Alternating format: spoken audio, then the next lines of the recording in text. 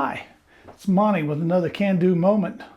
Today I'm going to talk to you about my shower doors that I installed 11 years ago. When I did install them, the framework here is a little shorter than the shower stall itself, and I thought about getting a custom one made, but the price on that is just absolutely outlandish.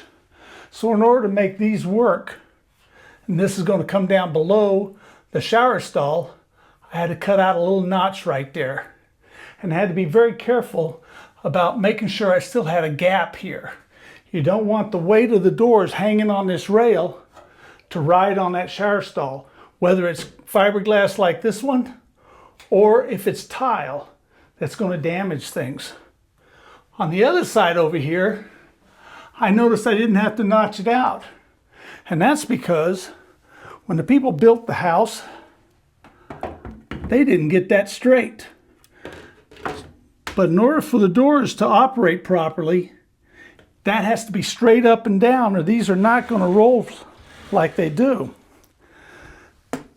So I did not have to notch this side out on the outside. But on the inside, on both ends, it's notched similar to this. Kind of brings this up all the way to the wall. It doesn't stick out. There's not a big gap at the top. Makes it look good. A little extra work paid off, I think.